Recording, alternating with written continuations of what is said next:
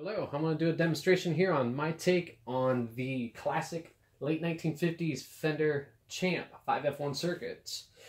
I'll show you the circuit here in a second. I'm just going to do a quick demonstration on what this sounds like. You're going to hear this through a 10-inch Ted Weber Signature Series Alnico speaker here. And I'm plugged straight into the amplifier. There's no effects, there's no boost or anything like that.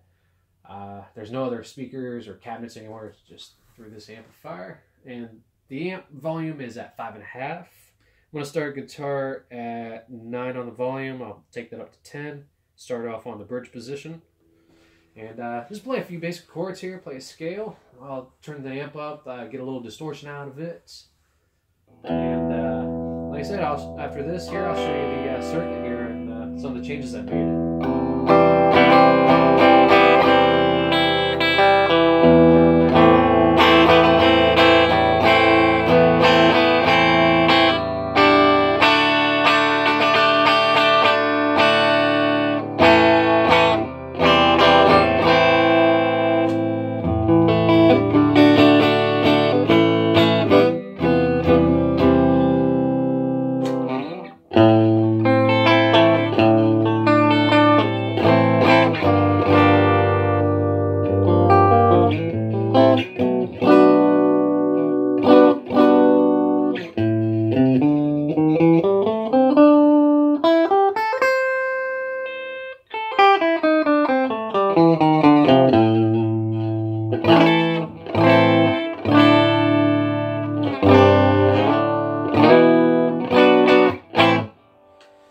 Take that amp up to 8. Get a little bit of distortion, drive here.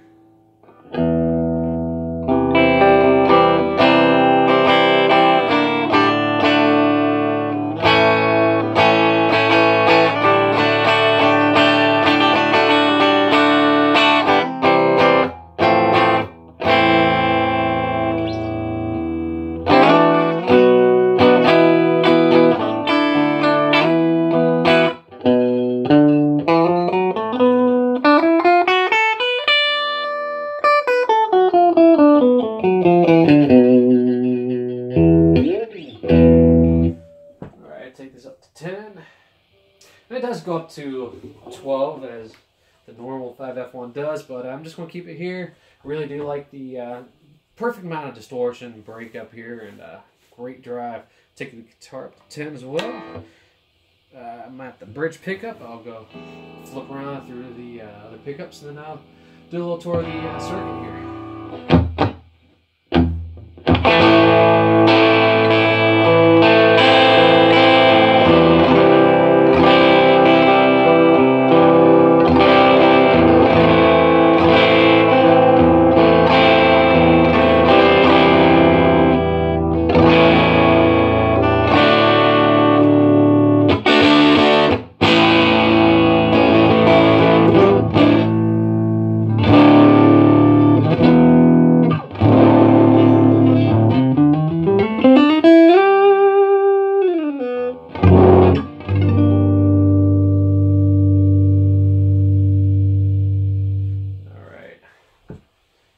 Turn this down and off and show you a quick tour here. Alright, for the cabinet here, that's your first obvious change there. I thought I'd do something fun and use some old shipping pallets. You got a removable front here. And there's the 10-inch speaker.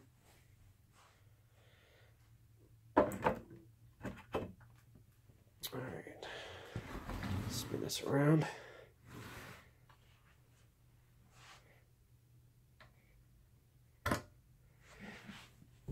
Alright. Point out the vacuum tubes here. With these tubes, they're all new old stock. Your 12AX7, that's a GE. The power tube, that's a Joint Army Navy 6v6 GT. And a rectifier tube is a 5Y3 GT. And you can see there's the speaker back there. That's a 10-inch Weber Alnico Signature Series I did have to take the belt cover off that magnet there that was hitting, or just lightly hitting, the output transformer. I didn't want to take a chance of that rattling around, so just pop that off. But I can easily, you know, put that back on, no problem. You can see the speaker jack. This did start off as that really small RCA cable. Change that really easily. Change that over to the 1/4 inch. Makes that really nice and convenient if I want to run this through another cabinet. All right, let's get to the circuit. Here we go. Here she is. This is my hand-wired, personally built, point-to-point 5F1 circuit, up to date and modified. I'm not going to go into all the details, but I'll point out a few things. For the power transformer, I'll go over that real quick. You can see the earth safety ground that's singled out going to the chassis there.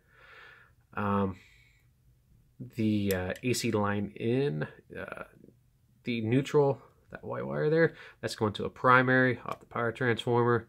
The second primary off the power transformer, if you can see that, yep, right there. That is going to the potentiometer. The other side of the potentiometer, that is going to the fuse holder. And then the other side of the fuse holder is going to the hot on the AC line. And the center tap for the power transformer, that is connected to a lug to chassis. And that brings me to my other section of changes here. Now the center tap to chassis, that also has the reservoir filter capacitor ground running separate by itself, nothing else to that. That way keep that separate, keep that grounded away from everything else, alone by itself, just because you want to keep that any potential noise from that rectifier tube, you don't want that leaking into anything else. You know, you want that carrying over. So that keeps things a little quieter. For the filter capacitors, they're all 22 microfarad. For the second node there, that ground is going to, I don't know if you can see it, it's a little wire back in there, that white line. That is going to the ground lug on the speaker jack. And the first one, that is grounded to the input jack ground lug. If you can see that, it's way back in there. So I got all the ground on the filter capacitors. Those are all separated. And another difference is the ground points coming off of the power tube and the preamp tube. So the 12AX76V6, those ground points are going to the second node there, except for the cathode resistor on this guy right back in there. That is going to the input jack ground. The potentiometer chassis used to have, well, you can see it back in there, not really, but anyways, this was grounded to the amplifier chassis. I separated those two, and now that ground is going to the second node. Basically what you want to do is keep the loop here going together for each node there, you know, keep that flowing nice and good there. Works out pretty good. I like the results. The difference from when I ran stock spec, basically open up the amplifier a little bit more, you know, a little bit more punch to it, a little bit more drive, I can say. Almost like I took a blanket off of it. Works out really well. Another change I did is the ground for the artificial center tap. For the heater wires, the ground there I used to have going to chassis, but now I have that going to the cathode.